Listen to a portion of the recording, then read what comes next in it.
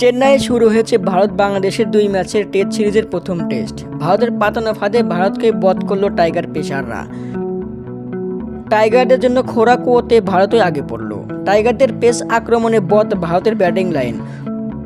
দুদিন আগে ভারতীয় ক্যাপ্টেন রোহিত শর্মা বাংলাদেশকে নিয়ে উপহাস করায় ঠাডা পড়েছে তাদের ব্যাটিং লাইনেই।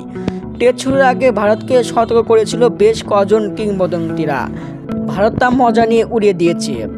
ভারতকে দাঁত ভাঙা জবাব দিল টাইগার পেসাররা। হাসান মাহমুদের বোলিং গতিতেই কুপোকাত ভারতীয় ব্যাটিং লাইন।